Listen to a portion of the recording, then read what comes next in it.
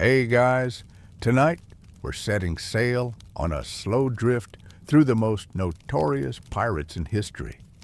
You're stepping barefoot onto the damp deck of a creaking brigantine, the sails overhead snapping in a breeze thick with salt, tar, and a hint of mildew from someone's laundry that hasn't dried since 1703. The air smells like brine, rope, and the vague promise of citrus that never arrives. Beneath your feet, the boards groan like they're in on the secret. You probably won't survive this. So, before you get comfortable, take a moment to like the video and subscribe. But only if you genuinely enjoy what I do here.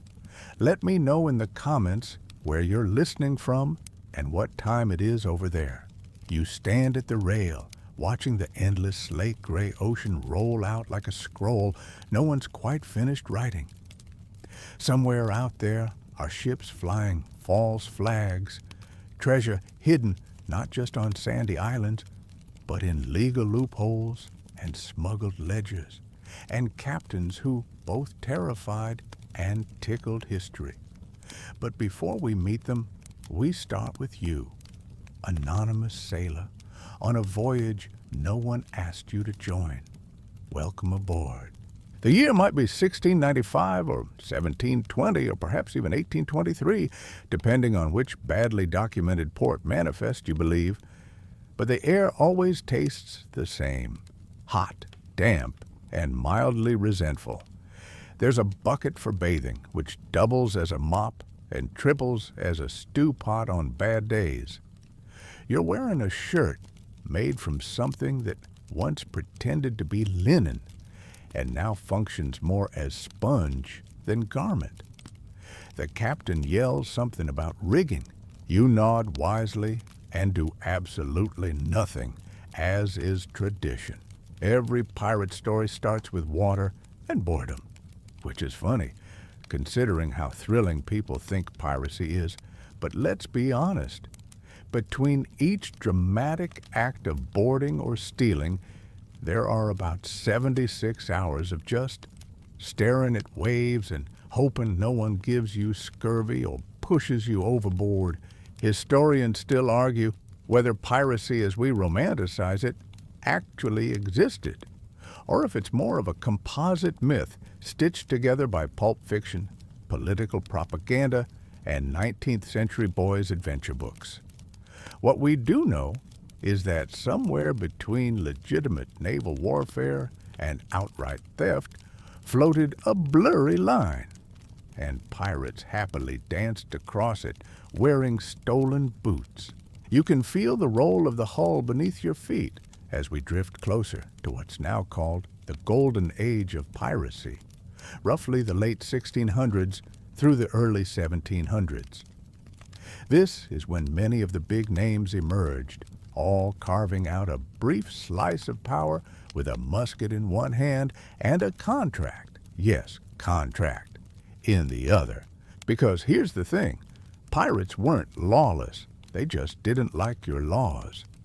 They had their own, often democratic, sometimes terrifyingly efficient. The ship's articles, or pirate codes, set everything from compensation for lost limbs, wooden peg not included, to voting procedures for major decisions. Imagine HR policies on a ship full of rum and revenge. Surprisingly, it worked. Sometimes better than modern corporations. At least pirates didn't schedule performance reviews. As you stand watch, you hear the distant call of another ship. It might be a merchantman, fat with sugar and cloth, or a Navy vessel with too many rules and not enough biscuits. Your captain squints through his telescope, stolen naturally, and considers your next move. Engage or evade. The crew votes. Democracy at sea. It's inefficient and deeply chaotic, but so are the winds. In the distance, a flag rises. It's black. It might be a bluff or it might be a real threat. Flags, after all, were the memes of the ocean. Each captain had their own design. sometimes elaborate, sometimes just a skeleton waving an hourglass like a passive-aggressive alarm clock. These flags were psychological warfare broadcast in fabric. One glimpse, and most ships surrendered without a fight. Efficiency. But let's rewind slightly. Before any of these flags flapped menacingly in the wind, piracy was mostly just privateering with less paperwork. Governments, especially England, France, and Spain, issued letters of marque that allowed private captains to attack enemy ships. As long as the plundered flag was the right color, you got paid and pardoned. It was like giving someone a license to steal, but only during business hours. Over time, the line between privateer and pirate blurred. Some captains, like the ones we'll meet soon, started forgetting to check if their targets were technically enemies. Oops. Others decided they liked the rogue life better without the annoying requirement of sharing with the crown, hence, pirates. On board your imaginary ship, time slows, the sun bakes your back. Somewhere below deck, someone snores against a barrel of dried beans. You wonder how much gold actually exists out there. Probably not much. Most loot wasn't shiny treasure. It was boring stuff like fabric, spices, medical supplies, or rum. Occasionally, yes, some silver and gold, but mostly it was the kind of cargo that would now get lost in customs. Quirky fact: some pirates had surprisingly strict hygiene standards, not clean by modern spa day levels, but they did bathe more often than your average 18th century European noble. Not exactly a high bar, but still. They also frequently wore earrings, but not for fashion. It was believed a pierced ear helped with eyesight. Science has not confirmed this, nor denied it with enough sarcasm. You pull your coat closer as night falls. The stars above you are impossibly crisp. No light pollution out here, just constellations shaped like sea monsters and legal gray areas. Tomorrow, we'll meet a man who stuffed his beard with lit fuses and convinced half the Atlantic that he was the devil himself. But for now, you sway with the tide, lulled by creaking ropes and the occasional rat trying to join your hammock. So, about that man with the fuses in his beard. You're squinting across the moonlit waves, and there he is, Edward Teach, though you'll know him as Blackbeard. He's not as tall as you imagined, though still impressive in a boots and leather kind of way. His beard is massive, wiry, and streaked with charred ends from his signature trick. Slow-burning cannon fuses tucked under his hat and braided into his beard, hissing smoke as he boarded ships. A little stagecraft goes a long way. You probably wouldn't last a minute on his ship, the Queen Anne's Revenge. It's large, menacing, and smells exactly how you expect a floating warehouse full of terrified sailors, damp gunpowder, and questionable decision-making would smell. The cannons are loaded, the crew's loud, and Blackbeard, he's eerily calm. He rarely used violence unnecessarily. That's the part most people miss. His whole performance was meant to avoid bloodshed. Show up terrifying enough, and most ships would surrender without a single musket fired. Economical, really. Blackbeard wasn't just a pirate, he was a brand. Historians still argue whether he ever killed anyone before his final battle. Seriously, for a man with such a scary rep, he might have been more smoke than sword. Sure, he waved pistols around and shouted theatrically, but there's a growing belief he avoided actual fighting whenever possible. That being said, he did once blockade the entire port of Charleston, South Carolina. Why? For medicine. Not gold. Not jewels. He needed supplies for his crew, many of whom were suffering from venereal diseases. Romantic, right? And when we say blockade, don't imagine a high-speed chase. It was more like parking your ship across the entrance and waiting. Politely terrifying. The local officials panicked, sent him a chest of medical kits, and he sailed off into the horizon, smug and probably limping slightly. Blackbeard had a code, like most successful pirates. He ran a tight ship. Drunkenness was fine, but disorder wasn't. He once marooned his own first mate for disagreeing with him for a full 2 days, then picked him back up with a chuckle. Office politics, pirate style. He wasn't a loner either. At one point, Blackbeard was sailing with a whole mini fleet, multiple ships, hundreds of men, like a floating crime conference. But his rise was fast, and so was his fall. Eventually, the authorities got tired of his nonsense, which is how you find yourself now crouching behind a crate during the Battle of Ocracoke. It's early morning, and the marshes are damp with fog. Lieutenant Robert Maynard of the British Navy has a trick up his sleeve. He hides most of his men below deck. Blackbeard boards the ship expecting an easy takeover, only to be swarmed by sword-wielding sailors. Surprise! The fight is brutal, loud, short. Blackbeard is shot 5 times and slashed more than 20. He does not go gently into the salty night. He keeps fighting until his body just decides it's done. Then, this part is grim but historically true, his head is cut off and hung from the bow of Maynard's ship like a macabre trophy. The body? Tossed overboard. Legend says it swam around the ship 3 times before sinking. Probably untrue, but just spooky enough to survive centuries. But let's rewind again, just for a second. Before that fatal battle, Blackbeard had accepted a royal pardon. Yep, a pardon, signed and sealed by the governor of North Carolina.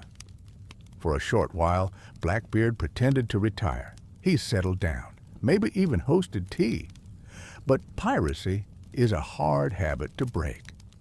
Soon enough, he was back at it, double dealing with politicians, making secret coastal deals, and casually ignoring the law. It's like he thought, I'm not technically pirating, I'm just borrowing with attitude. That little coastal retirement scheme didn't sit well with the governor of Virginia, who decided to end the charade by sending in Maynard. Hence, the final showdown in that foggy inlet. Blackbeard's head would eventually be tossed into the dark waters of history, but his legend stayed bobbing on the surface.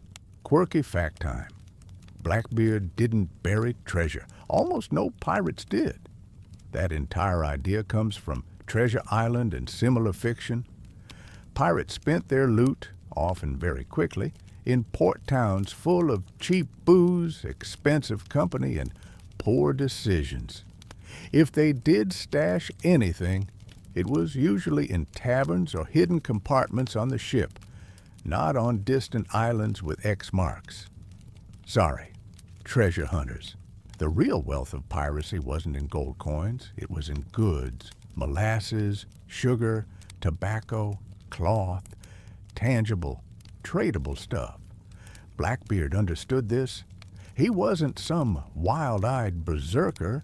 He was running a floating logistics business with a side hustle in intimidation. Historians still puzzle over how he maintained so much influence with so little bloodshed. Was it charisma? Timing? A particularly smoky beard routine? Whatever it was, it worked. Right up until the British decided his beard was too much of a fire hazard. Now, you lean against the rail, the salt spray curling your hair into pirate cosplay. The sea is quiet again. Blackbeard's ghost, if he has one, is probably still stomping around the Carolinas, trying to find his head. You think about his short career, only about 2 years long, give or take? That's right. He wasn't at it for decades. Most of these famous pirates burned bright and brief. Careers often ended within a few years, one way or another. You watch the waves roll on. The moon is high now. Your own ship drifts past the ghost of the Queen Anne's Revenge, which some divers think they've found buried under layers of sand and coral near Beaufort, North Carolina. Rusted cannons, medical syringes, pewter plates, no treasure. Just evidence of a life lived loudly and lost quickly. One pirate down, 17 more to go. You're peeling an orange with your teeth, well, attempting to, while your ship swings into a quieter stretch of sea. The waves slap against the hull like a lazy drummer. In the distance, a coastal breeze smells of rosemary and cannon smoke. This isn't the Caribbean. This is somewhere off the coast of Spain, perhaps, or Portugal. And the man standing at the wheel is dressed far too nicely to be a pirate. That's because he technically isn't. Sir Francis Drake, knighted gentleman, patriotic hero, and to most of the Spanish Empire, an absolutely incorrigible pirate. They called him El Drake, the dragon, which frankly makes him sound cooler than he had any right to be.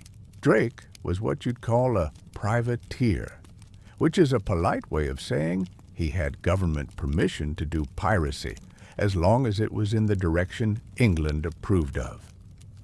Queen Elizabeth and I adored him. Spain loathed him. And you? Well, you're just trying to stay out of his way as he casually plunders his way around the globe. His most famous voyage, the circumnavigation of the globe between 1577 and 1580. Sounds noble, scientific even. But let's be clear, it was mostly about looting Spanish ports and stealing their gold while writing very flowery journal entries. He left England with 5 ships. He returned with one, the Golden Hind, crammed full of treasure and barely afloat. That's like returning a rental car on fire and still getting a 5-star rating. Drake had a flair for drama. He attacked Spanish settlements in the Americas, raided ships with pinpoint timing, and even managed to sneak into ports under the cover of night, steal everything not nailed down, and a few things that were, and sail off before breakfast. He once captured a Spanish treasure ship, so stuffed with silver that his men had to toss barrels of water overboard to make room. But for all the bravado, there's something undeniably sleepy about his style. Drake was methodical, patient, and oddly formal. He wrote letters to enemies before attacking them. Sometimes he even included helpful maps. Dear Spain, I'll be raiding you on Thursday. Warm regards, Francis. Historians still argue whether Drake's success came from brilliant seamanship or just sheer luck. He managed to dodge storms, ambush fleets, and outsail the Spanish Armada in what some would generously call a floating crate. Was he really that good, or just improbably not dead? Either way, you have to respect the results. He was also, oddly enough, one of the earliest English slave traders. Yes, before his pirate fame, he sailed with his cousin John Hawkins on voyages that captured and sold enslaved people to the Spanish colonies. It's a dark shadow over his otherwise celebrated career, and one that modern historians take seriously, even if 16th century England politely ignored it. Pirates were rarely paragons of virtue after all. They just had better PR. Now picture this. You're docked off the coast of modern-day Panama. Drake is pacing the deck, planning an overland attack. Not a naval strike, an overland raid, across a jungle, because apparently boats weren't dramatic enough. He joins forces with escaped enslaved people known as cimarrones, who guide him through the forest. Together, they launch a surprise assault on a Spanish mule train carrying gold. It works, sort of. They get some loot, get rained on a lot, and somehow make it back to the ship without all dying of malaria. Success, probably. He writes it up as if it were a Shakespearean triumph. You sip your imaginary grog and raise an eyebrow. By the time Drake returns to England after circumnavigating the globe, he's a legend. The Queen meets him in person. She knights him aboard his ship with theatrical flair and state-level approval of everything he's done. Spain naturally demands his head on a platter. Elizabeth responds by giving him a pension. Drake is eventually sent out again, this time to harass the Spanish Armada and defend the English coast. He lights fireships, raids supply ports, and sails circles around Spain's massive fleet, which struggles with storms, poor planning, and English sarcasm. Eventually, though, even dragons grow tired. In his later years, Drake goes on a final voyage to the Caribbean. He's older now, slower, and plagued by tropical disease. He tries to recapture the old glory, attacks towns, rallies men, but it doesn't click like it used to. He dies in 1596 near Portobelo, Panama, from dysentery. His body is buried at sea in a lead-lined coffin, somewhere out there, still. Quirky tidbit. During that final voyage, Drake allegedly asked to be dressed in full armor before burial. So yes, he may still be wandering the sea floor in a helmet, chest plate, and thoroughly soggy rough collar. The waves rock gently now. Your ship turns back toward colder waters. Drake's gone, but his legend remains. Streets are named after him.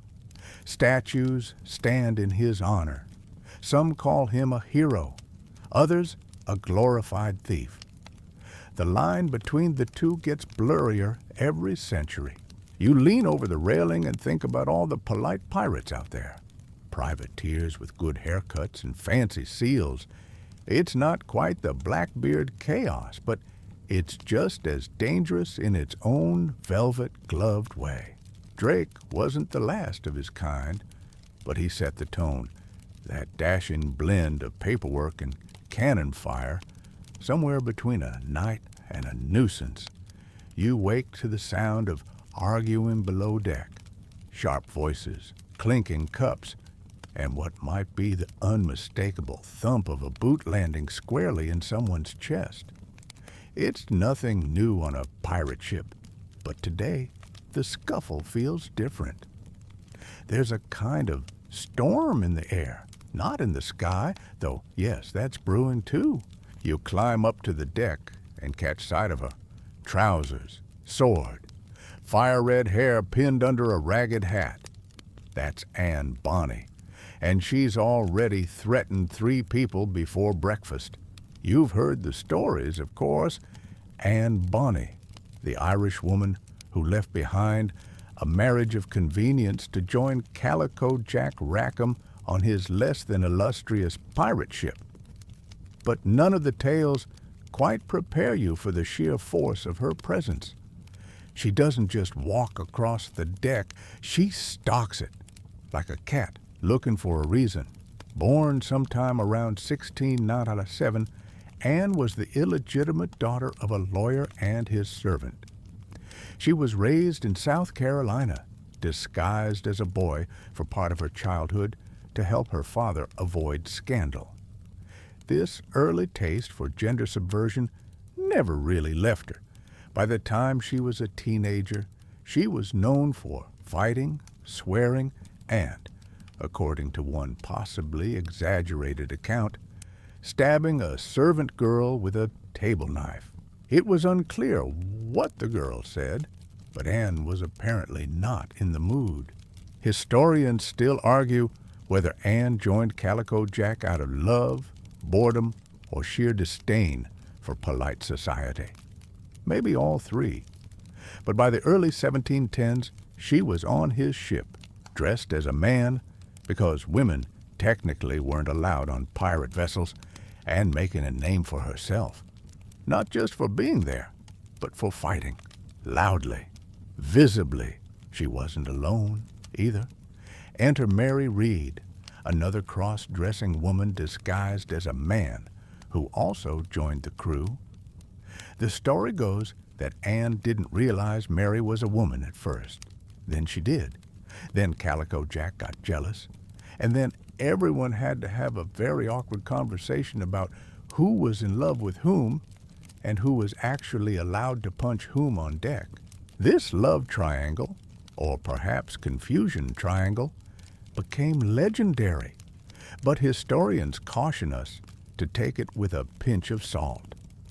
Records from this era are sparse and often filtered through the lens of gentlemen writers who were very excited by the idea of two women with swords and zero patience. Whether the romance was real or imagined, what's clear is that both Anne and Mary were brave, loud, and more than willing to fight when the crew found itself in trouble. Quirky detail: Anne reportedly once shot a crew member who refused to fight during a raid. She shouted, "If there's a man among you, come out and fight like one," before blasting him and stepping over his body. Honestly, you don't argue with Anne Bonny. She didn't just fight like a pirate. She was a pirate. No pretense, no hesitation. And while most records describe her dressing as a man, many accounts also suggest that she revealed her identity mid-fight, just for effect. Imagine pulling off your hat, letting your hair down mid-sword duel, and saying, "Surprise." That's theater. Still, despite their fury and flair, Anne and Mary's pirate career was brief. Just a couple of years, really. Because, as with most pirate stories, things go sideways. In October 1720, their ship, the Revenge, was attacked by a British sloop off the coast of Jamaica. Most of the crew, including the dashing Calico Jack, were drunk. And not the fun kind of drunk, the passed out on the deck kind. Anne and Mary were furious. They fought alone, holding off the British for as long as they could, reportedly screaming at the crew below to "Come up and fight, you cowards!" No one did. They were captured, brought to trial, and found guilty of piracy, of course. Calico Jack was hanged almost immediately. Anne's parting words to him, as legend has it, "If you had fought like a man, you needn't be hanged like a dog." Ouch. But Anne and Mary, they both claimed to be pregnant. And here's the thing: colonial law didn't allow the execution of pregnant women. It was called pleading the belly, a grim but often effective delay tactic. Mary died in prison, likely of fever. Anne, she vanished. No record of her execution, no grave. Some say her well-off father bailed her out. Others claim she lived under a new name, married respectably, and raised a family. The idea of a pirate queen settling down to a quiet domestic life is oddly soothing. And who knows? Maybe she still shouted at the neighbors' kids for not pulling their weight in a pretend boarding party. Historians still debate the true extent of her pirate activities. How many raids did she really join? Was she as violent as reported, or were the tales inflated by scandal-hungry writers? We'll likely never know. But one thing's certain: Anne Bonny carved out a space in a world that told her no at every turn. And she did it with a sword and a snarl. You glance around the deck. The wind has shifted. A storm might be coming, but for now, There's only silence. You imagine Anne standing here again, feet wide, arms crossed, daring anyone to question her right to command. You wouldn't. Another name to remember, another legend built on contradiction. A woman who disappeared into history just as fiercely as she tore through it. The sea is changing again, warmer, smoother, almost lazy. You've left the Atlantic behind and are now floating over the jade waters of the South China Sea. The sky is pearly and low, the kind of sky that promises humidity and quiet thunder. You taste salt on your lips and something else, maybe soy or fermented fish. That's because you're entering waters once ruled not by a man with a cutlass, but by a woman who controlled the largest pirate fleet in recorded history. Meet Ching Shi. If Anne Bonny was fire and spit, Ching Shi is cold steel and unflinching gaze. You don't raise your voice on her deck. You don't joke. You just follow orders because if you don't, you'll regret it deeply, possibly while hanging upside down from the mast. Born around 1775 in Guangdong province, Ching Shi started life as a sex worker in a floating brothel. That's not scandal, it's context. Brothels were often the crossroads of gossip, politics, and opportunity. When she married a pirate captain, Zheng Yi, she wasn't just marrying into the job, she was making her move. When Zheng Yi died in 1807, command should have passed to a trusted male lieutenant. But instead, Ching Shi took over the fleet. Not just one ship, mind you, hundreds. Some say 300, others more than 1,000. Historians still debate the true number, but what's certain is that she led a pirate confederation that absolutely terrified the Chinese coast. She had help from Zheng Yi's adopted son and military advisor, Chung Po Tsai, who may also have been her lover or possibly second husband, depending on which historian you ask. The personal details are murky, but the power was clear. She ruled. Under Ching Shi, the Red Flag Fleet wasn't a ragtag bunch of thieves. It was a disciplined, bureaucratic empire. She issued rules, strict ones. For example, if you disobeyed an order, beheading. Assault a female captive, beheading. Steal from the common fund, beheading. There's a theme. But with these brutal laws came structure. Pirates received shares of plunder, injury compensation, and even retirement options. Yes, retirement, if you made it that far. Quirky fact, she reportedly issued tax passes to coastal villages. You paid her protection money. She didn't burn your town. Think of it as the pirate version of an HOA fee, with more consequences. You're drifting past a flotilla of junks, sails flapping like dragon wings. The Red Flag Fleet didn't just raid. It controlled territory, demanded tribute, and sometimes even fought imperial forces and won.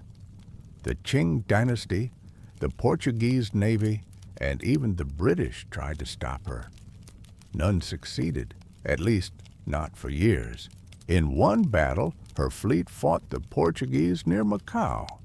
The Portuguese had better cannons, but Ching Shi had numbers and grit. She didn't win the battle outright, but she didn't lose either, and in pirate terms, that's practically a victory lap. Eventually, though, even pirate queens get tired. The Qing government offered her amnesty in 1810. And in one of the greatest mic-drop retirements in pirate history, she accepted, but only on her terms. She kept her loot, she kept her husband, and she kept enough of her influence to open a gambling house and live to the ripe old age of 69. That's right, she walked away, clean, no hanging, no betrayal, no tragic ending in the rain. Historians still argue how she managed it. Was it sheer tactical genius?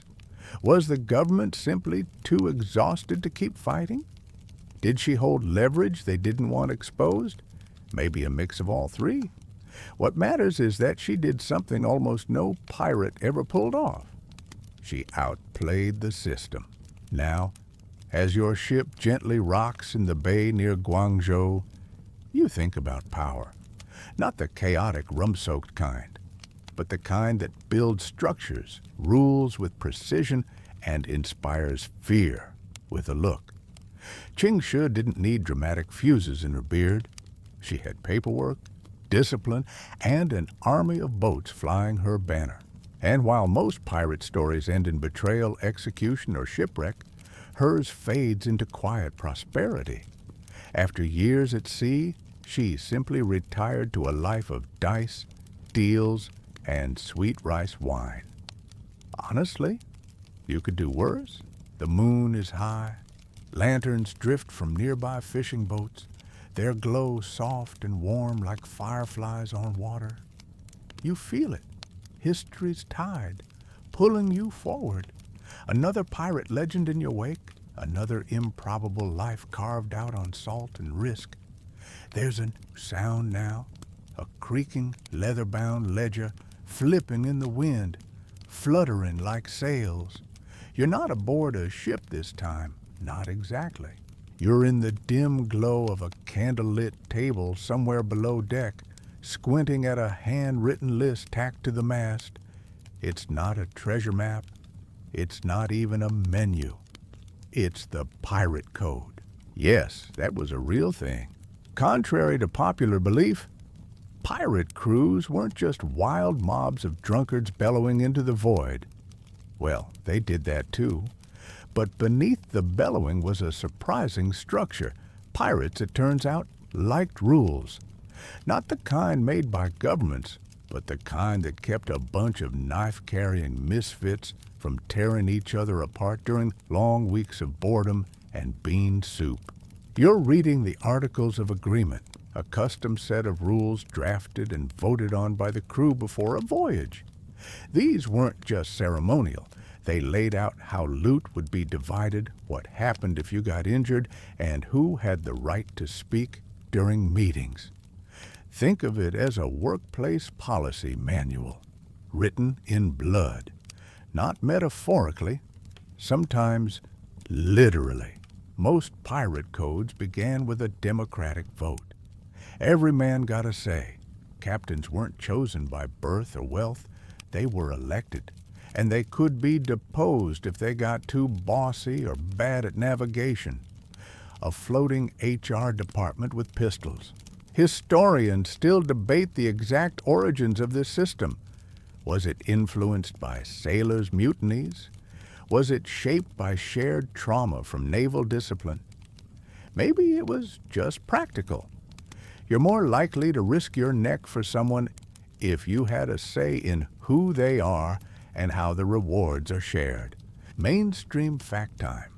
Article 8 of Bartholomew Roberts' Code, yes, we'll meet him soon, banned gambling and required lights out at 8. Pirates, it seems, were also fans of bedtime. But let's get specific. Pirate codes often included clauses like no striking another aboard ship, equal shares of plunder, with bonuses for officers or skilled crew, disputes to be settled on shore by duel or vote, injury compensation, loss of a leg, charged us 800 pieces of 8. Pirate life may have been brutal, but if you got your arm lopped off while storming a sugar barge, there was at least a retirement plan. Quirky fact, some pirate ships had bans on bringing women or children aboard to avoid quarrels and distractions. Others had rules on music. Yes, ship musicians were usually paid a little extra, and they got Sunday evenings off. You can almost hear the fiddle drifting across the waves now. Now you might be wondering, how were these rules enforced? The answer is very enthusiastically. Punishments ranged from fines to marooning to death. The pirate world didn't mess around. A vote might put you in charge, but another vote might tie you to a barrel and float you toward the nearest reef. Accountability, old school style. The quartermaster was key. This wasn't just a supply clerk. He was the crew's representative, second only to the captain. He managed supplies, settled disputes, and distributed loot. Think of him as the COO of crime. If the captain was the firebrand at the wheel, the quartermaster was the guy making sure the rum didn't run out mid-celebration. You stretch your legs and walk across the ship's deck.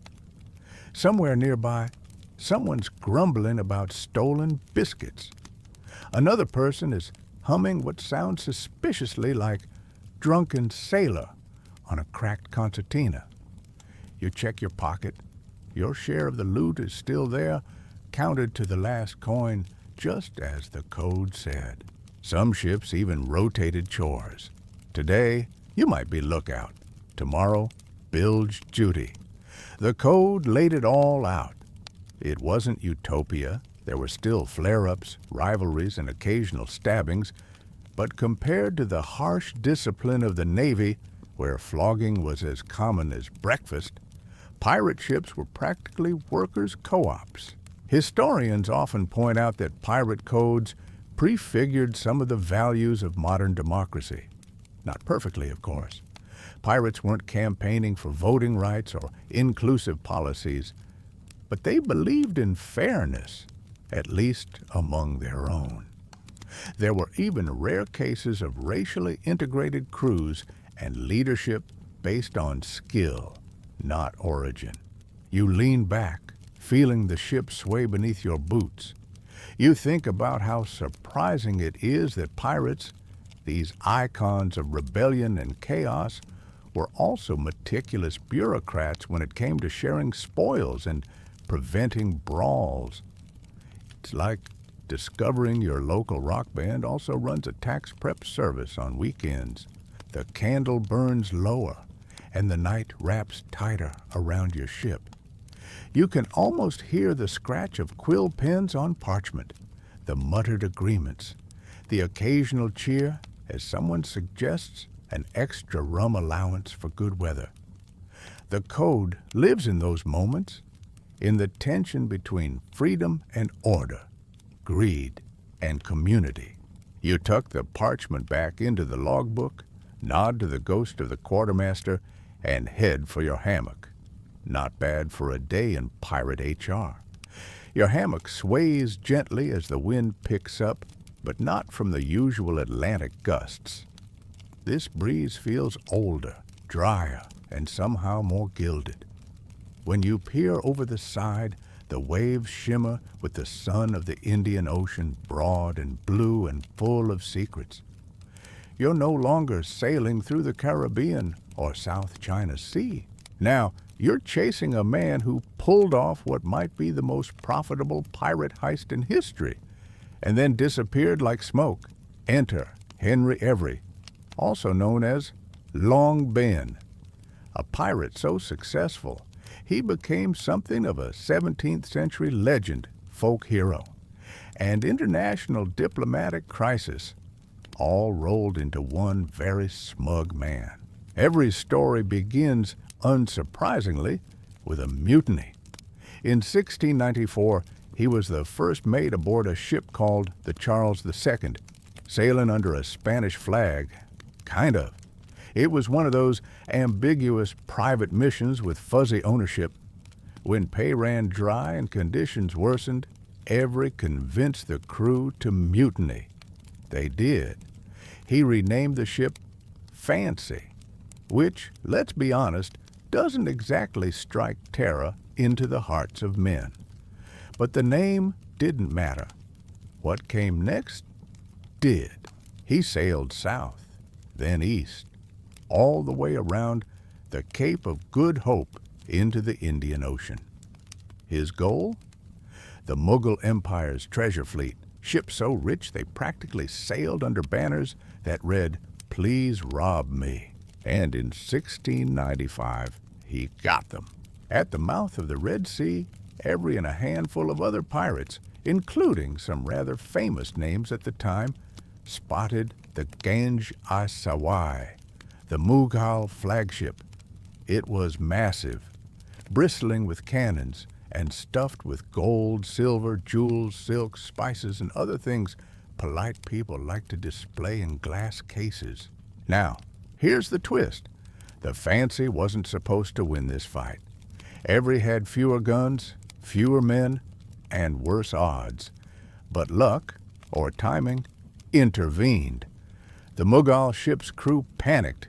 The pirates boarded, and after a bloody, chaotic battle, the treasure was theirs. Mainstream fact. The haul from the Ganj-i-Sawai was so enormous that modern estimates suggest it may have been worth tens of millions of dollars in today's money.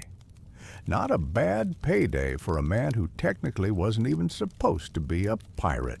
Quirky detail.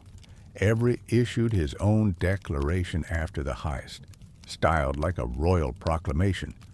In it, he tried to frame himself as a sea captain for liberty, a kind of democratic Robin Hood. It's mostly nonsense, but well-written nonsense. Very on brand for a man who liked to be both feared and admired. Historians still argue over exactly what happened aboard the Ganj-i-Sawai. Some reports, likely exaggerated by English officials trying to placate a furious Mughal emperor, claim atrocities. Others suggest the violence was tragic, but typical of 17th century boarding actions. What's clear is this: it caused a full-on diplomatic disaster. The Mughal Empire demanded justice. England panicked. The East India Company, desperate to protect its trade deals, promised to capture Every and his crew. A worldwide manhunt was launched, complete with wanted posters and a massive bounty. And Every? He vanished. For real. Gone. Poof! Unlike Blackbeard or Calico Jack, there's no dramatic final battle, no execution, no trial. Every simply melted into history, his trail evaporating somewhere in the Caribbean or perhaps Ireland. Rumors say he retired rich. Others say he was swindled out of his fortune and died in poverty. There's even a theory he assumed a false identity and lived quietly as a merchant. He became the first global fugitive, the most wanted man on earth for a brief time, and yet he may have pulled off the ultimate pirate dream. One perfect score and a quiet fade into anonymity. You sit now at the edge of the Fancy's deck, tracing your finger along the worn grooves of the rail. Somewhere out there, Every's treasure may still be stashed. Or maybe it was all spent on wine, rent, and bad investments in early colonial snake oil. That's the thing with pirates. The story is always more polished than the reality. And yet, there's something about Henry Every that sticks in the mind. The quiet confidence, the one-and-done career. No long trail of battles, no mounting body count. Just one perfect hit and a lifetime of rumors. You turn your face to the wind. The Fancy drifts on. Gold glints somewhere in the hold, or maybe just barrels of salted beef. It's hard to say.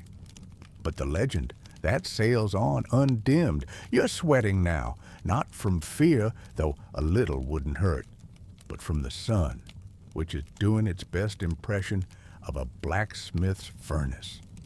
Welcome to the Caribbean during the so-called golden age of piracy. Your shirt clings to your back. The deck beneath your feet is hot enough to fry something unpleasant, and you've just been assigned the prestigious job of biscuit quality inspector. Let's just say the bar is low. You crack open a barrel and immediately wish you hadn't. The air that spills out is damp, yeasty, and vaguely resentful. The hardtack, ship's biscuit, is not so much biscuit as hardened sandstone lightly spiced with beetles. You tap one against the railing, it doesn't break. The railing does. This is pirate life between raids, the not-so-glamorous bits. No sword fights, no dramatic speeches, just hunger, sweat, and the occasional maggot snack. The golden age might sparkle in storybooks, but on deck it mostly smells like unwashed feet and salt pork that's seen better decades. Daily meals? A rotating menu of dried beans, salted meat, worm-riddled biscuits, and if you're lucky, a bit of cheese that doubles as a pest deterrent. Pirates didn't eat well. They just ate enthusiastically, and often with very low expectations. Mainstream fact. Scurvy was a major problem. Caused by a lack of vitamin C, it led to bleeding gums, lost teeth, and joints so swollen you could practically hear them squeak. Some captains, like Black Bart Roberts, tried to combat it by rationing lemon juice or stocking citrus. Others simply told their crew to walk it off, which, spoiler alert, doesn't work. But it wasn't all grog and grime. Sometimes the loot was delicious, literally. When pirates captured ships carrying sugar, molasses, cocoa, or spices, the crew would gorge themselves. Imagine suddenly eating candied ginger after 6 weeks of beef that tastes like regret. The shock alone could knock a man off his peg leg. Quirky detail. Pirates loved tropical fruits, not just for flavor, but for health. Pineapples, coconuts, plantains, anything juicy and not crawling with tiny horrors was prized. Occasionally, a captured island supply ship meant the crew would throw an impromptu feast. Picture a pile of barefoot rogues attempting to cook yams without knowing how long to boil them, all while drinking coconut water and shouting about who owns the last mango. But food was just one part of life aboard. There were the shipboard chores, sail mending, rope coiling, cannon scrubbing, and the endless job of staying alive under a tropical sun. Sunscreen? Try slapping on a mixture of lard and soot, or staying below deck, which meant contending with darkness, rats, and heat so thick it felt personal. Still, there were moments of levity. Music was a favorite pastime. Fiddlers were respected, almost sacred. A good fiddler could lift morale, calm nerves, and inspire the crew before a battle. Bad fiddlers? Well, let's just say they often found themselves promoted to lookout and tied up high on the mast. Games were common too. Dice, cards, even wrestling matches. Betting was rampant. Pirates loved to gamble, especially when the stakes involved someone else doing your laundry. Yes, laundry happened. Not often, not well, but occasionally, during long doldrum stretches, you might see shirts flapping like surrender flags along the rigging. You wipe sweat from your brow and peer out over the still, blinding sea. This is the part of piracy that no one writes songs about. The waiting, the drifting, the slow realization that for every 5 minutes of excitement, there are 5 hours of staring at clouds and wondering if you're hallucinating that flying fish again. Historians still debate whether pirate ships were truly more democratic than naval ones, or if this is a rose-colored myth. Some claim that pirate crews had it better. More freedom, better shares, less flogging. Others argue that the freedom was overstated and depended entirely on who your captain was and how many cannonballs you could lift without crying. Still, compared to the British Royal Navy, where punishments were swift, rations strict, and promotions limited to people named Cuthbert, pirate ships offered a strange kind of liberty. A terrible dental plan, yes, but liberty. You feel the deck shudder beneath your feet as someone opens another barrel. a wave of sour rum rolls out like a ghostly burp. The crew gathers for their daily ration, a cup or two of watered-down spirits strong enough to dull pain, but not so strong as to dull cannon aim. Hopefully. And now it's sunset. The light fades into honey and blood, casting long shadows across the deck. You sit, nibbling a suspicious biscuit, watching the sky change colors like a mood ring. A fiddler plays in the background, off-key, but determined. Someone's trying to cook something in a pan. It smells ambiguous. You think of pirates as freedom seekers, and they were. But they were also bored, sweaty, and often very itchy. The glamour was mostly accidental. Still, there's peace in the rhythm.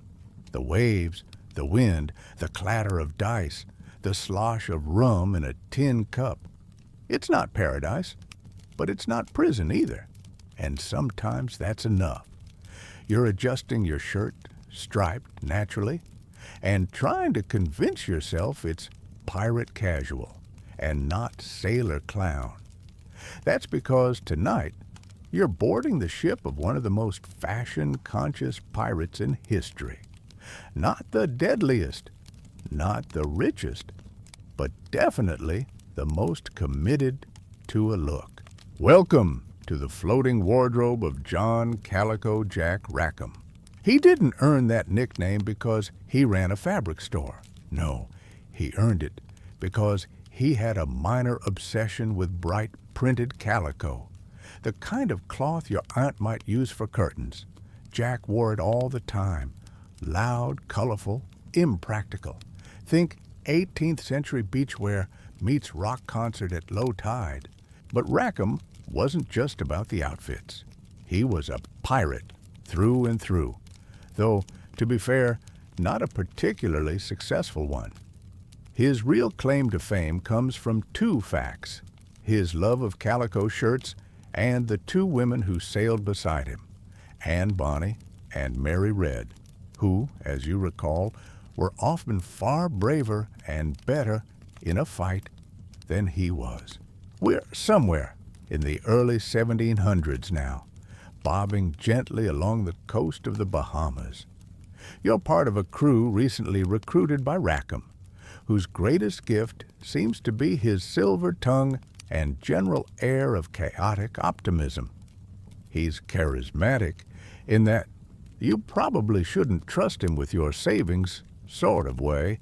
Calico Jack's early career involved serving under Charles Vane, another pirate, more ruthless, more violent, and reportedly difficult to work with at staff meetings. When Vane refused to attack a French warship, too dangerous, Rackham disagreed loudly. In true pirate fashion, the crew voted on it. Vane was deposed and Rackham took command.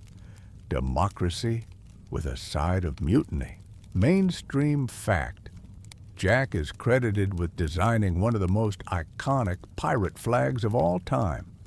Black background, white skull, crossed swords, simple, bold, and surprisingly well branded.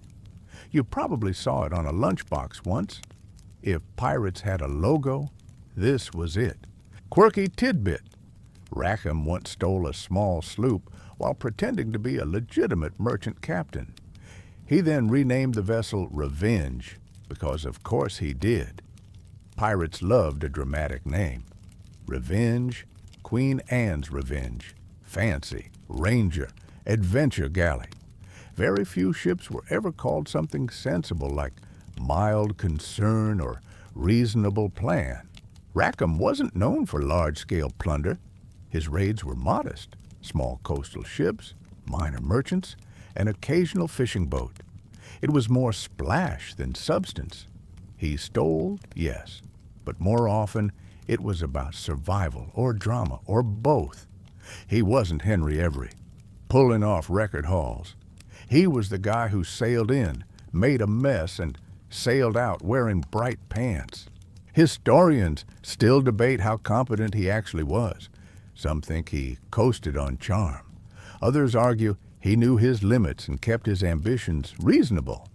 Either way, his legacy survives mostly because of his crew, notably Anne and Mary, whose bravery and skill at arms often overshadowed Rackham's own. You picture a night on the Revenge, the wind steady, the moon's rising. Anne and Mary are sharpening blades. Rackham's pacing the deck, adjusting his belt, trying to look serious in a shirt that would make a parrot blush. Things fall apart, as they always do. In October 1720, a British sloop caught up with them off the coast of Jamaica. The crew was, by most accounts, drunk. Very drunk. Anne and Mary fought back, shouting at the men hiding below decks. But it was no use. The Revenge was captured. The whole crew put on trial. Calico Jack didn't get a romantic ending. He was hanged in Port Royal, Jamaica, in November 1720. His body was placed in a gibbet, a metal cage, and left hanging at a spot now known as Rackham's Cay. Not exactly a beachfront retirement. Before he died, he reportedly asked to see Anne Bonny one last time. Her words to him, "I'm sorry to see you here, Jack, but if you had fought like a man, you needn't have been hanged like a dog." Oof. You step lightly across the deck now, listening to the creak of the Revenge in calmer times. For all his faults, Calico Jack had spirit. He may not have been the sharpest cutlass in the chest, but he dressed like he was. He embraced the chaos, wrapped himself in calico, and sailed straight into the legends, mostly by accident. You adjust your own collar. Maybe stripes aren't so bad. The moonlight catches the waves, and you imagine Rackham somewhere out there still, lounging in the afterlife, sipping watered-down rum, trying to find a belt that matches his hat. You're back at sea, the breeze gentler now, the air oddly clean, at least for a pirate ship. There's no shouting, no singing, no smell of last night's grog-fueled disaster. It's peaceful. Suspiciously so. You glance around, and there's the reason.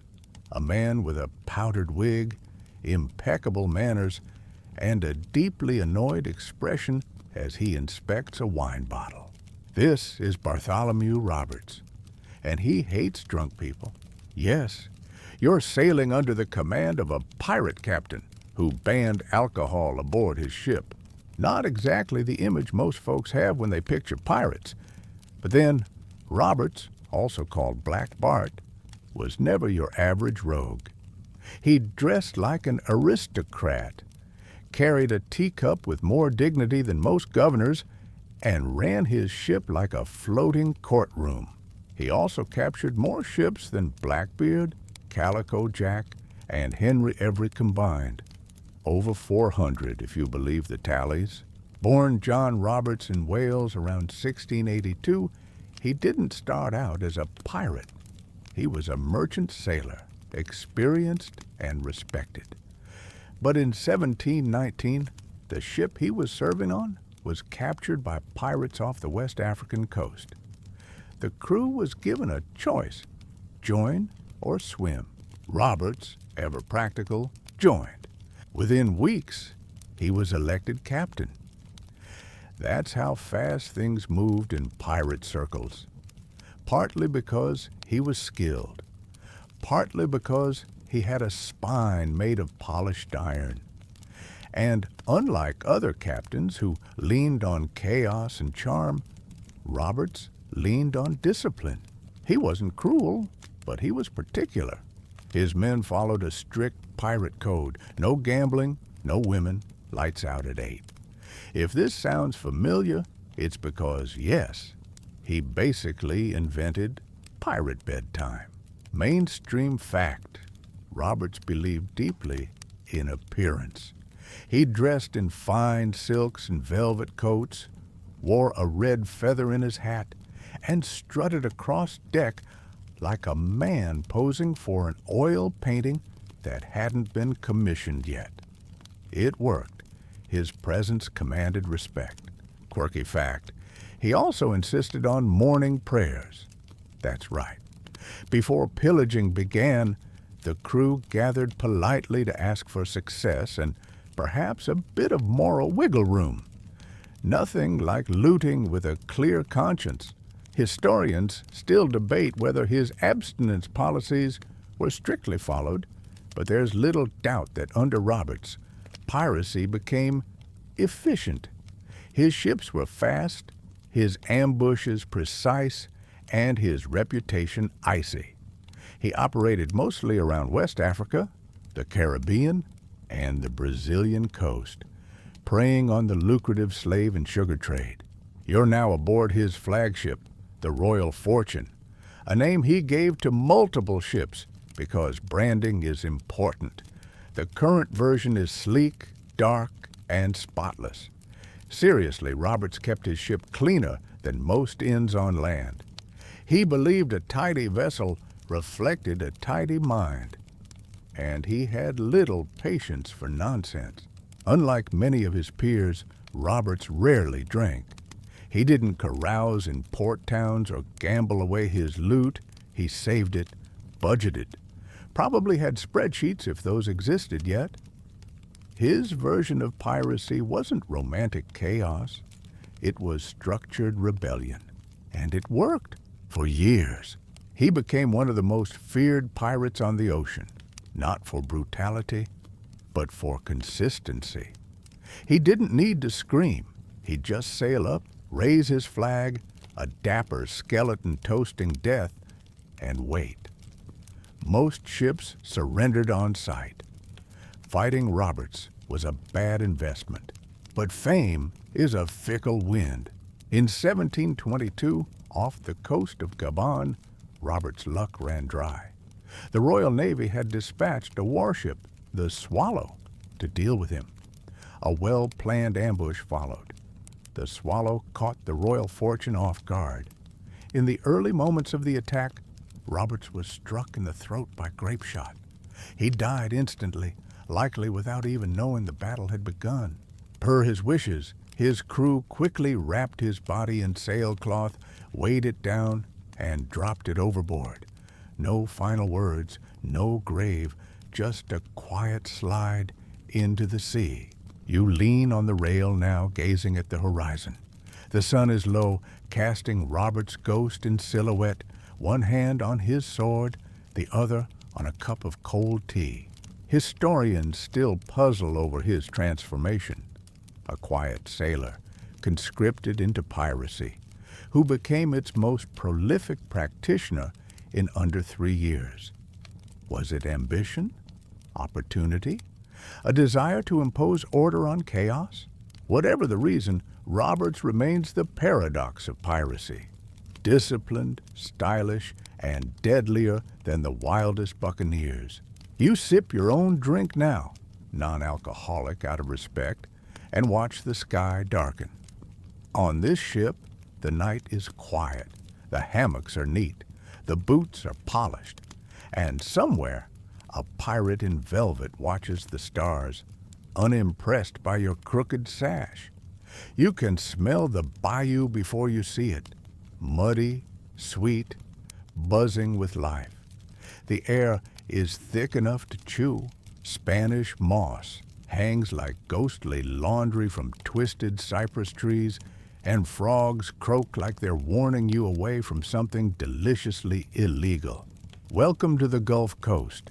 This is pirate country, but not the kind with parrots and peg legs. Tonight, you're slipping quietly into the world of Jean Lafitte. Now, Lafitte was a different kind of pirate. Technically, he preferred the term privateer, and even more technically, he called himself a businessman. But let's not kid ourselves. He smuggled, stole, bribed, double-dealt, and may have worn eyeliner, possibly. Unconfirmed. You're aboard one of his sleek little ships, hugging the Louisiana coastline, so shallow-drafted it barely makes a ripple. Lafitte didn't go toe-to-toe with Navy vessels. He slipped past them in silence. He was the kind of man who preferred a ledger to a sword, but carried both, just in case.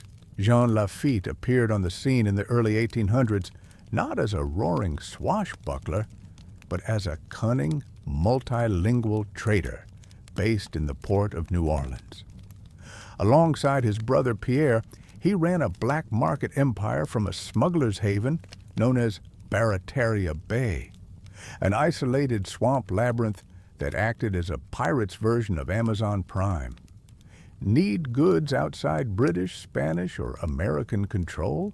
Lafitte delivered, quietly, possibly with a coupon. Mainstream fact. Lafitte smuggled everything from coffee to textiles to weapons. And yes, enslaved people too. A part of his legacy that history doesn't let him quietly slip away from.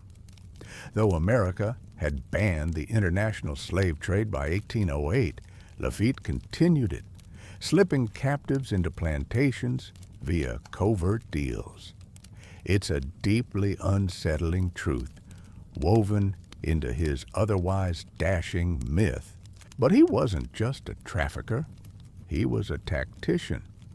When the U.S. government cracked down on his Barataria operation, Lafitte didn't pick a fight. He wrote a letter, quirky tidbit.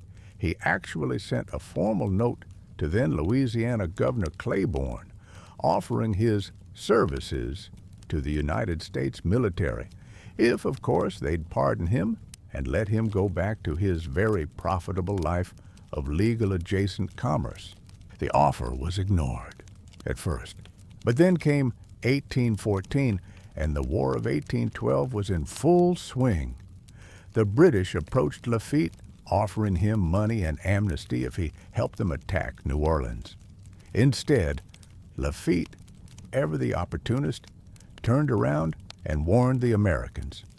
Not out of loyalty, mind you, but because he saw the bigger prize, legitimacy. Historians still argue whether Lafitte was truly patriotic or just playing both sides. Either way, the result was the same. When General Andrew Jackson prepared to defend New Orleans, Lafitte and his men joined the cause. Imagine the scene. Trained naval smugglers manning artillery, loading cannons with piratical efficiency, standing shoulder to shoulder with American troops. The Battle of New Orleans in January 1815 was short, brutal, and decisive. Jackson credited Lafitte and his hellish banditry for their role in the victory. In return, pardons all around. Lafitte was suddenly legal, sort of, for a while. He tried going legit, set up shop in Galveston, Texas, even issued something resembling municipal law. He called himself the Governor of Galveston, a self-appointed title, because pirates love a good fake title. His new town was a mix of smuggling port, trading post, and pirate-themed business retreat. It lasted until the U.S. Navy got tired of the charade and burned it all down in 1821. And then, like every before him, Lafitte vanished. Some say he died in a battle at sea. Others claim he faked his death and lived out his days in anonymity. One Louisiana legend says he became a rancher in the Midwest. Another insists he lived until the 1850s under a new name. There's even a theory he turned up in Cuba, sipping coffee and correcting people's French. You're sitting now at the edge of Barataria Bay. The frogs are still singing. The humidity wraps around you like a wet blanket. Somewhere nearby, a lantern swings on a post, lighting the outline of a dock where smugglers once unloaded crates of sugar and flintlock pistols. Lafitte's ghost doesn't haunt with chains. It lingers with raised eyebrows and whispered deals. He wasn't the loudest pirate or the bravest, but he was maybe the smartest. He knew when to fight and when to write, when to disappear, when to shake hands with a general and still keep a dagger hidden in his boot. He wasn't a pirate of legend, he was a pirate of logistics, and he might be watching you now from some quiet corner of history, sipping a very expensive brandy he absolutely did not pay taxes on. The sea gets darker here, more pewter than blue, and the air hangs heavy with dread. Not the dramatic, adventurous kind, the uncomfortable kind, like walking into a room where someone just said something unforgivable and everyone's pretending it didn't happen.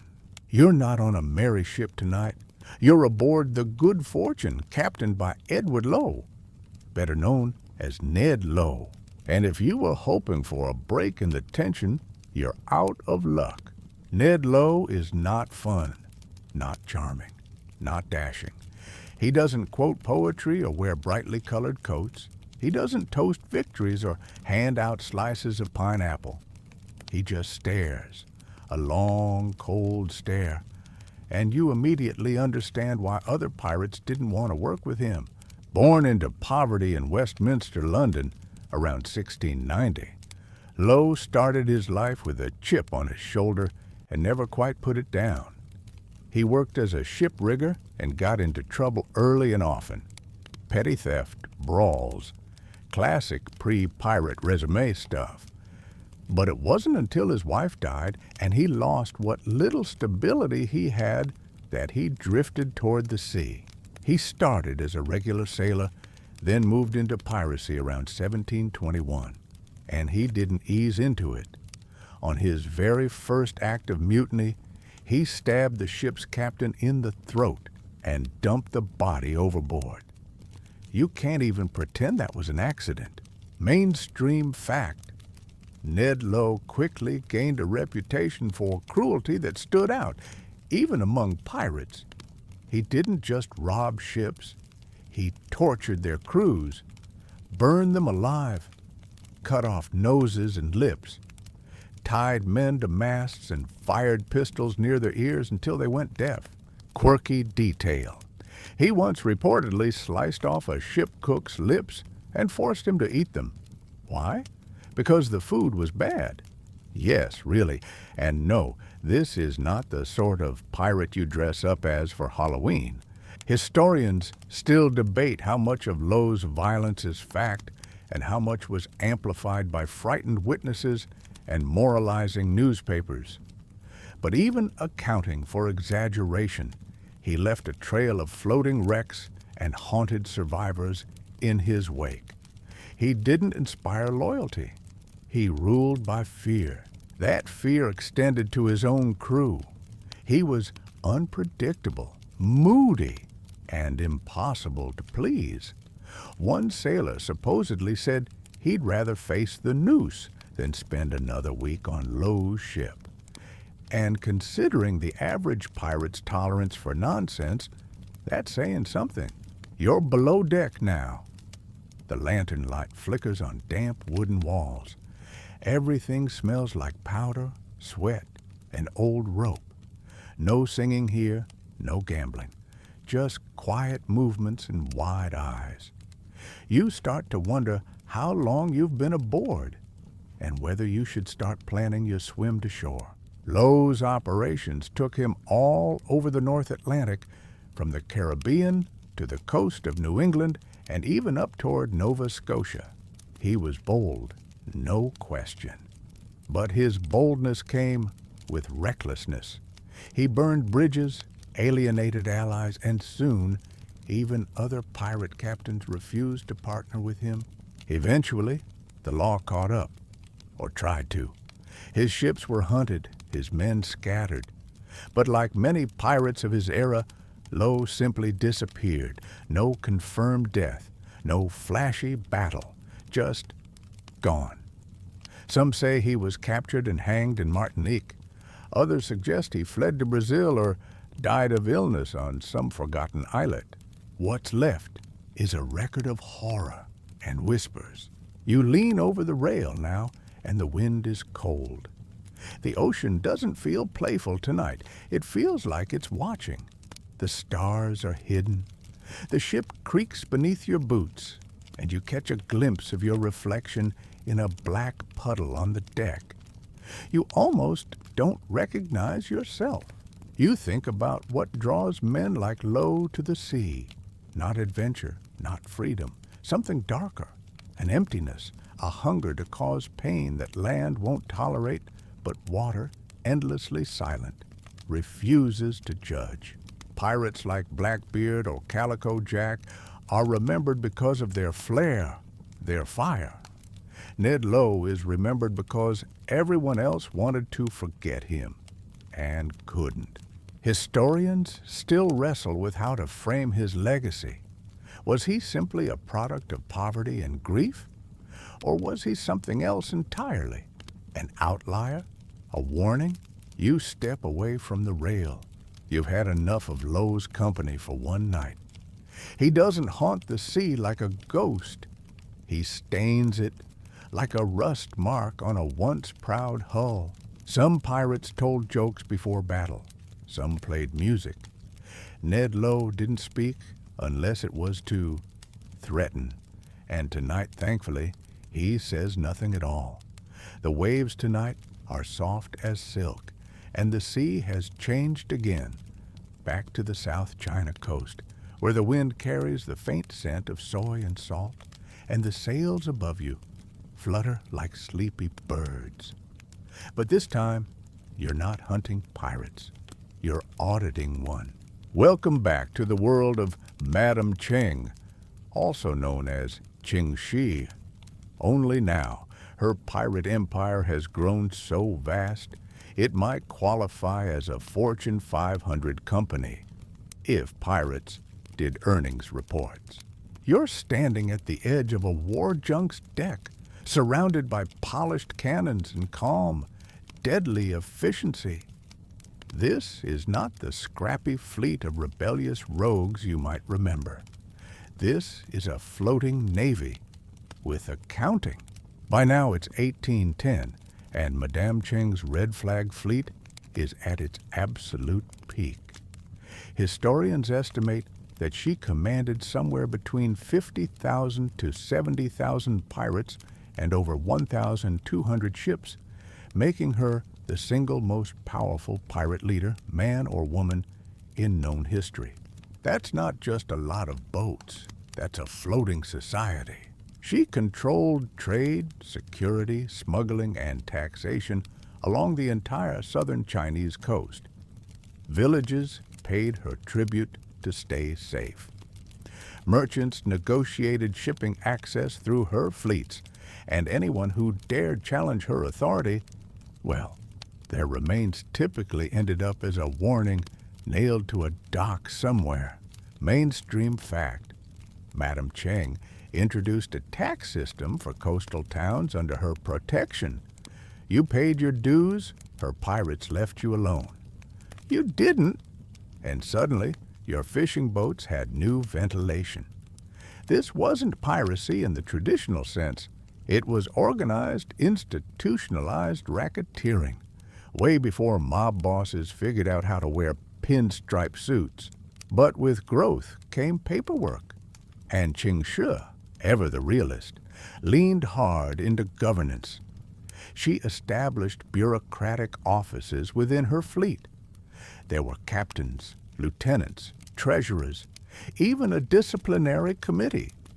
Misbehavior wasn't tolerated, nor was freelancing. Quirky fact: if a pirate stole from the common loot or assaulted a captured woman, the punishment was immediate and brutal, often death. If a woman was taken prisoner and consented to be with a pirate, the man had to marry her. If he later cheated on her, he was executed. Romance, with very sharp consequences. You pass a row of soldiers sharpening spears and scribes calculating shares. This isn't a pirate camp, it's a floating civilization. By this point, Madame Cheng had semi-retired from active raiding. She led her second-in-command and husband, Chung Po Tsai, handled most of the sailing and sword-waving. She focused on diplomacy, strategy, and keeping her fleet profitable without sparking a war with literally everyone. But war was coming anyway. China's Qing government, embarrassed and overwhelmed, allied with Portuguese and British naval forces to crush her fleet. Multiple nations, dozens of ships, weeks of preparation. And still, she held her own. She outmaneuvered, outnegotiated, and outlasted nearly every attempt to dislodge her. Eventually, the Qing court, exhausted and desperate, offered her a full pardon. Now imagine this. Qing Shi, pirate admiral and ruler of the sea, sailing her entire fleet up the Pearl River and walking into the governor's mansion to negotiate terms. Not beg, not surrender. Negotiate. Historians still argue how she pulled it off. Was it political blackmail, bribery, sheer exhaustion from the other side? What's undeniable is that the terms were jaw-droppingly generous. She was allowed to keep her wealth. Her husband was given a naval officer's post. She was granted nobility status and even a pension. The rest of her pirates, those who hadn't committed certain unforgivable crimes, were absorbed into the Imperial Navy. In short, she won. You lean back against a railing as soft rain begins to mist the deck.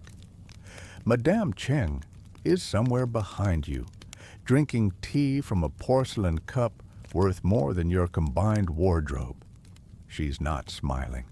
But then again, she doesn't need to. Her empire has shifted from sails to silk, from cannons to contracts. She would go on to live another 30 years, running a gambling house and quietly managing her fortune. No prison, no gallows, no final battle with fireworks and violins. Just slow, calculated retreat into the folds of society. Untouchable, unforgettable. You wonder how many pirate stories end like this? Not with blood, but with balance sheets. Madame Cheng didn't just survive piracy, she outgrew it. And as you drift off to the sound of raindrops tapping the sails, you think maybe that's the most piratical thing of all. You're sitting uncomfortably on a wooden bench that wobbles when you shift your weight. Your shirt is damp. Part sea spray, part nervous sweat. It smells like mildew, overripe oranges, and someone's ill-advised attempt at cologne. Welcome to Pirate Court. It's not glamorous. The year is maybe 1718 or 17 to 23, depending on which trial docket someone bothered to not lose. You're in a coastal town. Could be Kingston or Boston or Port Royal. And the courthouse is just a warehouse with aspirations. The windows don't shut properly. The judge is wearing a wig large enough to hide a full family of rats. The accused? One very salty-looking pirate blinking too much under the harsh light.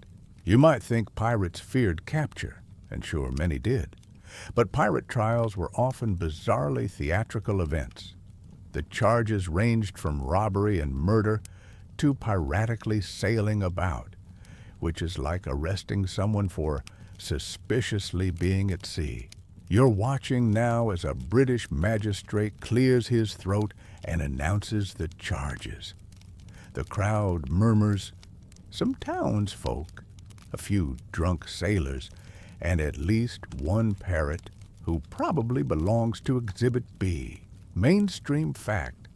During the 18th century, the British Admiralty court system became the primary venue for trying pirates. These were civilian courts without juries, presided over by naval officers or colonial officials. They had the power to sentence men to death without much ceremony. Efficiency over drama. But there was plenty of drama anyway. Quirky detail. Trials often involved witnesses who hadn't actually witnessed anything. Sometimes these were informants, former pirates trying to save their own necks. Other times, they were townspeople who simply disliked the way the accused smelled. Accuracy was flexible, and then there were the lawyers, or more often, the total lack of them. Most pirates defended themselves, which made for some unintentionally amazing courtroom moments. One accused pirate reportedly shouted, "I ain't a pirate, I just borrowed the ship and forgot to return it." The judge was not impressed. You glance at the docket on the wall. The charges are listed like a shopping list gone wrong. Plundered 3 sloops, burned 2 warehouses, insulted a royal officer, wore unauthorized lace. That last one might have been added just to be petty. Historians still argue how fair these trials actually were.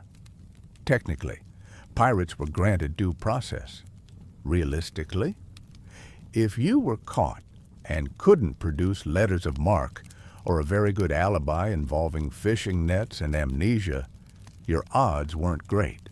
Some trials were over in an hour, others dragged for days, especially if there were multiple defendants or competing jurisdictions. Imagine arguing over whether your piracy happened in that harbor or this bay. It could make a difference, at least until everyone got hungry. Now and then, a pirate managed to beat the charges, either through clever arguments, local sympathies, or because someone had forgotten to write down the actual evidence. You picture a flustered clerk mumbling, "I think he stole a cannon," or maybe it was a goat. But most of the time, the sentence was the same: death by hanging. Executions were public events, not because the law needed witnesses, but because it needed audiences. You're walking now toward Gallows Point, or Execution Dock, or one of 100 creatively named hangout spots for the condemned. Pirates were hanged at low tide so their bodies could be left to dangle as the sea rolled in, then rolled back out.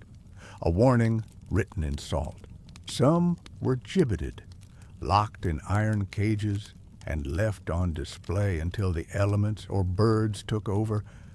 A grim billboard advertising, "Don't try this at sea." But there were exceptions. Some pirates pleaded the belly, claiming to be pregnant and thus delaying execution.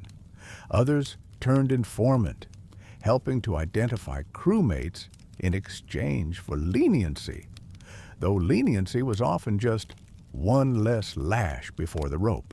And then there were the pardons. Occasionally, the Crown offered mass pardons to pirates willing to renounce their ways. The logic was simple. Better to recycle them into the Navy than keep hanging them 2 at a time. But these offers were a gamble. Some took the deal and retired to suspiciously large homes in Jamaica. Others accepted the pardon, then immediately went back to piracy. You glance up from your makeshift bench and look at the defendant. He's arguing with the judge now about whether stealing bread really counts as a hanging offense when the bakery was technically abandoned.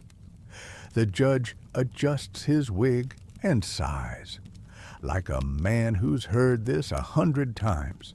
Pirate court was many things: chaotic, performative, deeply flawed.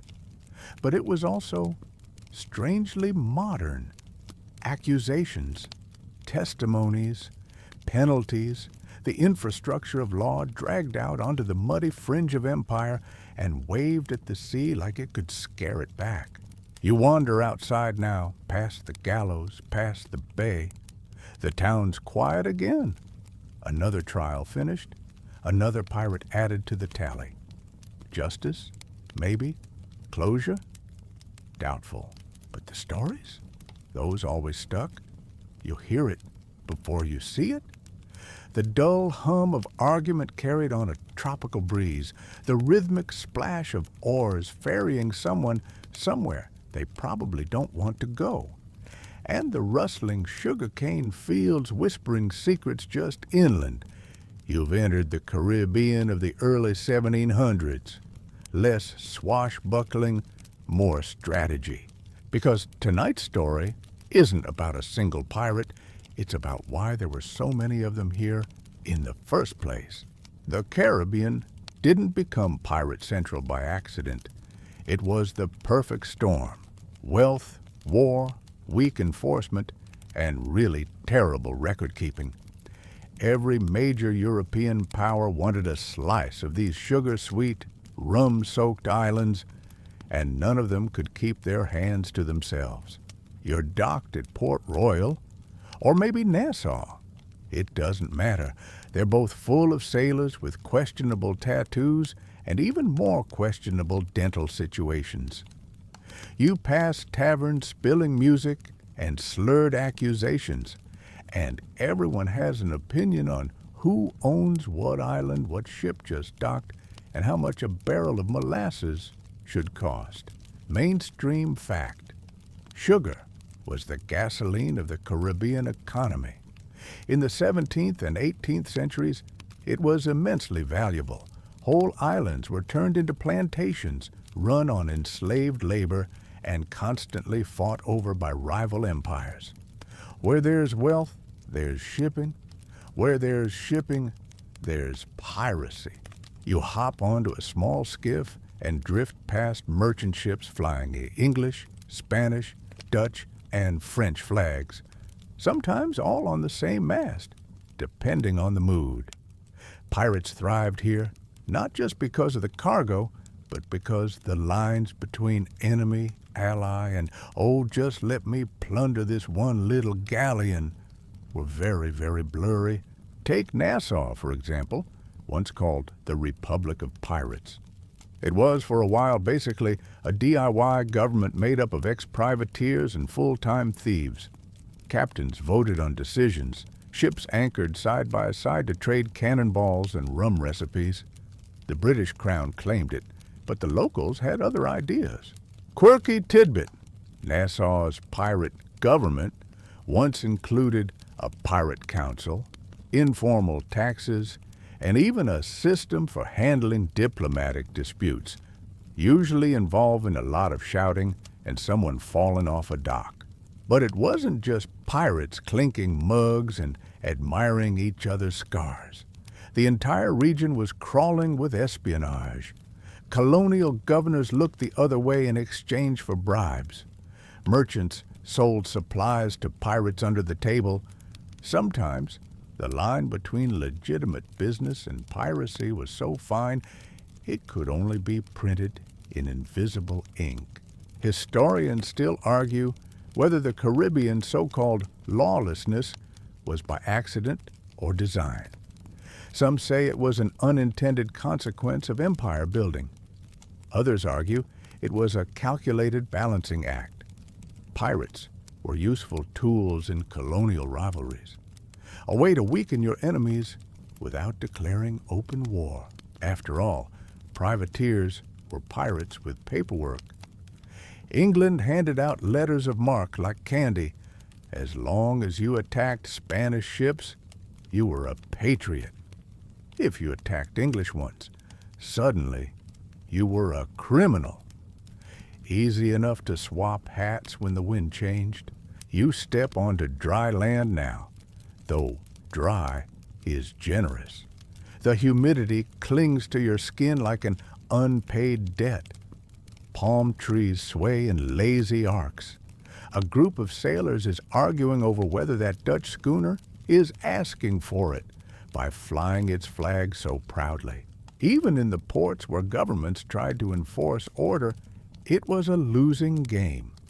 Prisons were flimsy. Judges were often corrupt or simply outnumbered, and most navies were stretched too thin to patrol every reef and channel. Meanwhile, pirates flourished. Some operated solo, others in loose alliances. They built outposts, developed code words, shared informants. The Caribbean was less a pirate hideout and more a functioning economy with knives and excellent rum. But cracks started forming. Empires grew tired of the mess. Trade needed stability. Governors changed. Bounties increased. By the 1720s, the crackdown began. Naval patrols intensified. Forts were rebuilt. Letters of marque were revoked. Suddenly, being a pirate wasn't romantic or tolerated. It was just fatal. You stand now on a crumbling pier, watching a once proud brigantine smolder in the harbor, a symbol of what happens when freedom collides with bureaucracy, and the cannonballs start to fly in both directions. Still, for a few glorious decades, the Caribbean was the sea's Wild West. Not lawless, just law-flexible. A chessboard where every piece cheated, every rule was temporary, and the only real law was the one written in wind and tide. And in the back alleys of these old port towns, if you listen closely, you'll still hear whispers about buried treasure, black sails on the horizon, and a captain who once traded 6 barrels of tobacco for a monkey and a map that probably didn't lead anywhere. You're in a tavern now, tucked into the corner with a chipped mug of something too sweet and suspiciously warm. The walls are sticky with rum history, and the floor creaks like it's seen things it can't talk about. Across from you sits an old man with a faded tattoo and the slow blink of someone who survived more than a few cannonballs. He leans in, whispers, "You know, some of us just walked away." That's the thing most people forget. Not all pirates went down in a blaze of glory. Some of them, quietly, cunningly, retired. Tonight, you're sitting with the pirates who didn't get the final duel, the daring escape, or the rope. You're meeting the ones who slipped out the back door, tucked their loot in a garden plot, and bought a nice hat. Take Thomas Tew, for example. The man was practically the patron saint of early retirement. He started off as a privateer, because of course he did, but quickly realized piracy paid better. After a wildly successful raid in the Indian Ocean, he returned to New England with enough treasure to make a bishop blush. What did he do? Bought property, settled down, made friends in high places. He did return to sea eventually. Greed never really goes on sabbatical, but he represents the rare pirate who saw a fork in the road and at least tried the white picket fence path. Mainstream fact. Many pirates who received royal pardons after 1717 did just that. They quit. The Crown, eager to clean up the seas, offered amnesty to anyone willing to renounce their lawless ways. And quite a few took it. They became fishermen, innkeepers, shipbuilders, even customs officials.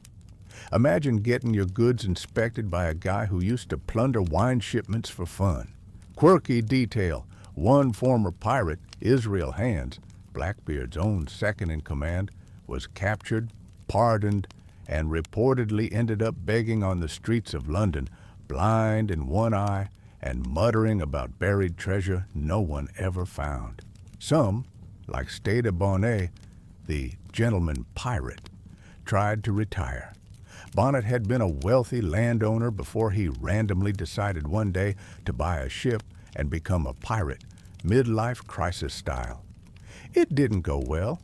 After sailing with Blackbeard and making several astonishingly bad decisions, he tried to fake retirement, claimed to be a reformed trader. The British weren't buying it. He was eventually captured and hanged, wearing very clean boots. But others made it. Some pirates disappeared into the colonies under new names. A few bribed their way into polite society. If you were lucky, strategic, and just obscure enough to avoid the most wanted list, you could fade into the crowd, open a tavern, marry someone suspiciously tolerant of your past, maybe even join a church committee, though it's best not to lead the hymnals. Historians still argue how many pirates successfully reintegrated. The records aren't clear. Many changed their names. Others paid off officials to lose the paperwork. But evidence suggests more than a few retired quite comfortably, especially those who knew when to stop. You're walking now through a sleepy coastal town, the kind with chickens in the street and laundry flapping on every balcony. The blacksmith used to sail with Calico Jack. The baker once ran rum off the coast of Hispaniola. That friendly old woman selling coconuts, her father may have been one of Ching Shi's lieutenants. It's hard to track legends when they learn to wear slippers. You pass a modest house with a sturdy roof and the faint scent of pipe tobacco drifting out the window. Inside, someone's counting coins with the air of a man who remembers when those coins were stolen, not saved. Even pirates grow old. And when they did, many left behind more than treasure maps. They left stories, tricks, scars. They taught their children not how to fight, but how to recognize a bad deal, how to pick a clean anchorage, and never, never to bet against a quiet man with weathered hands. In time, these old sea wolves faded into the population. Some were mourned. Others just stopped showing up. Their swords rusted in closets. Their flags were burned or repurposed into tablecloths. And their names, muted, misremembered, softened into tales for grandkids who never really believed them.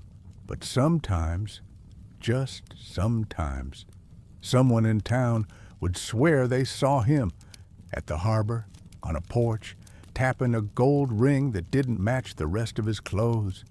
And they'd whisper, "That used to be a pirate. You're kneeling in the sand now, hands crusted with dirt, sweat dripping down your neck as you stare at the hole you just dug.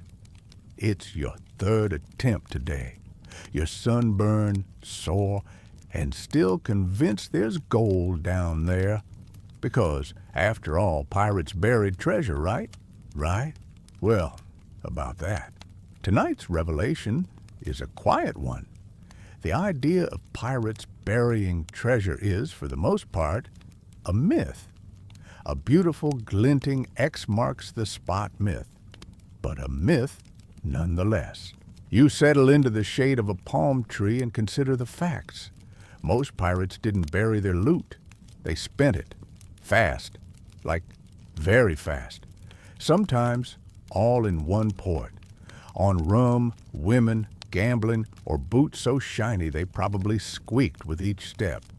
Buried treasure, that required planning, patience. Two things most pirates weren't exactly famous for. Mainstream fact.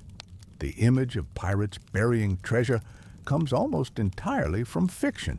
Specifically, Treasure Island by Robert Louis Stevenson, published in 1883.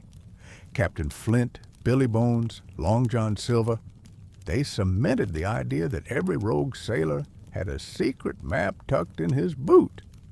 But in reality, most pirates wouldn't have trusted a hole in the ground over a night in a tavern. Of course, there are exceptions. Take Captain William Kidd. He's the reason this legend exists at all. In 1699, facing accusations of piracy and fearing arrest, Kidd reportedly did bury a small cache of treasure on Gardiner's Island, off the coast of New York. The British authorities found it, used it as evidence, and then hanged him anyway. So much for the clever plan. That tiny incident spiraled into a centuries-long treasure hunt. People started seeing maps and coffee stains and hearing whispers about gold in every cave from Maine to Madagascar. Entire expeditions were launched based on, maybe, quirky detail. One of the longest-running treasure hunts in history, Oak Island, Nova Scotia, is based on the belief that pirate treasure was hidden in a money pit there. Spoiler alert, it probably wasn't. But people have been digging for over 200 years anyway. For a while it was less a treasure site and more of a polite excavation hobby club. Historians still argue whether any pirates ever buried treasure beyond Kidd. There are hints, rumors, local legends, but nothing substantial. Not in the shiny golden parchment map sense. Pirates moved too often, trusted too little, and needed cash too badly to tuck it under a tree. So, what did they do with their loot? They spent it on clothes, weapons, drinks, entertainment, and, occasionally, property. A few invested. Some gave shares to family, others were robbed by fellow pirates before they even made it to shore. A few smart ones hid valuables, sure, but usually on their ships, in secret compartments, or even sewn into their clothing. You're still staring at your half-dug pit. Sand sifts through your fingers like time itself, and you realize there's something romantic about the idea, even if it's nonsense. It's comforting to think that somewhere out there is a chest of Spanish doubloons, just waiting for the right dreamer to stumble across it. A reward for believing in legends. And maybe that's the point. Maybe the treasure isn't the coins. It's the story, the mystery, the act of digging. You wipe your brow and gaze out at the sea. Somewhere beneath those waves sailed Blackbeard's Queen Anne's Revenge and Robert's Royal Fortune and the sleek crafts of Qingxi. Their gold may be long gone, their bodies returned to salt. But the idea of buried treasure still lingers, deeper, perhaps, than any real chest ever was. You think about all the people who've scoured beaches and forests, following half-burnt maps and vague pirate diaries. They weren't just after coins. They were chasing a feeling that history still had secrets to share. You reach into your pocket, pull out a smooth pebble, and place it gently at the bottom of the hole, just in case. Someday, someone else might dig here and find it. They'll wonder who left it, why, and maybe, just maybe, they'll think it's a clue. Sometimes the legend is the treasure. The sea is calm tonight, almost too calm, the kind of eerie stillness where even the waves seem to tiptoe. You're lying on your back on the deck, staring up at a star-strewn sky, and wondering if this is what the end of piracy feels like. Not a gunshot, not a cannon blast, but a long, slow sigh into silence. We've arrived at the final chapter in this long, creaking tale, the twilight of the pirate age, the end of the so-called golden era. But just before the candle flickers out, there's one more group to meet. The last real pirates. Not the dramatic figures from centuries past, but the stubborn holdouts who clung to the old ways long after the rest of the world had moved on. One such man was Benito de Soto. He sailed in the 1820s, long after piracy was supposed to be dead and buried. But de Soto didn't get the memo. His ship, the Defensor de Pedro, was a rogue vessel with a taste for cruelty. His crimes shocked even the most jaded authorities, and when he was finally caught and tried in Gibraltar, his execution marked one of the last major public hangings for piracy. Then there's Jean Lafitte. Yes, again. Even after his pardon and his stint as a quasi-military man, Lafitte slipped back into piracy. By the 1820s, he was operating out of Galveston, Texas, conducting what can only be described as freelance maritime lawbreaking. Eventually driven out by the U.S. Navy, he disappeared for good, possibly dying in battle or faking his death altogether. No one's quite sure. Mainstream fact. By the mid-1800s, piracy in the Atlantic and Caribbean had become rare, not because men stopped stealing, but because the world changed. Steamships replaced sails. Naval patrols got faster. Empires cooperated, at least occasionally, to squash rogue fleets. Piracy hadn't ended. It had evolved. Quirky detail. Even as piracy declined in the old sense, privateering stuck around under different names. In the American Civil War, both the Union and Confederacy authorized private ships to raid enemy commerce. It was piracy, with patriotic branding. Historians still argue when exactly the Golden Age ended. Some say it was 1730, when most of the major pirate leaders had been captured or killed. Others point to the early 1800s, when nations cracked down harder, offering fewer pardons and building better navies. A few stretch it to 1830, when pirate activity had largely vanished from European-dominated trade routes. But even as it faded, piracy left echoes. In the Mediterranean, North African corsairs, pirates operating from the Barbary Coast, remained active until the 1830s, raiding European ships and coastal towns.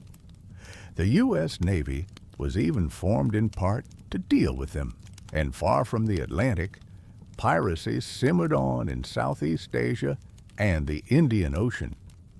Local warlords and rogue captains continued to raid well into the 19th and even 20th centuries, often overlooked by Western histories focused on the Caribbean. The truth is, piracy never really ended. It simply shed its tricorn hat, folded up its black flag, and adapted. You sit up now, the ship gently rocking. A seabird circles overhead, calling into the dusk. Below decks, the hammocks sway. No one speaks. Maybe it's respect. Maybe it's because they're finally asleep. This journey has carried you across centuries, through storms and sugar ports, past smoke-plumed battles and ghost-filled taverns. You've met the famous, the forgotten, the fearsome, and the oddly fashionable. And now, as the stars blink down one last time, you realize something. Pirates weren't just criminals. They were products of their time. Economic desperation, national conflict, corruption, curiosity. They didn't invent chaos. They just sailed it. Their era is over, but their stories sail on. Now, the sea fades from your mind like a dream at dawn. The sails above you soften to parchment, fluttering gently in the breeze. The creak of rope, the hush of water against wood, each sound slows, stretching longer and quieter with every passing moment. You feel your breath ease, deeper, slower. You're no longer on deck. You're somewhere softer now, a quiet cove perhaps. The tide has gone out, and nothing remains but sand, the scent of salt, and the echo of distant laughter. You think of Blackbeard's smoke and swagger, of Anne Bonny's furious courage, of Ching Shi's impossible empire, and the silent discipline of Bartholomew Roberts, of long voyages for small treasures, of stolen time, of shared songs, of hammocks swaying in sync with the waves. The wind has gone still now. The lantern light flickers low. Every crewmate has gone quiet, resting, fading gently into the hum of the night. Even the parrot, who squawked too much, has settled under its wing. You're no longer chasing ships or counting coins. There's no danger, no map, no need to be anywhere but here. And as you drift further, deeper, slower, the sea folds around you like a warm, rocking cradle. There's nothing left to do now. just rest. Sleep easy, sailor. You've weathered every tide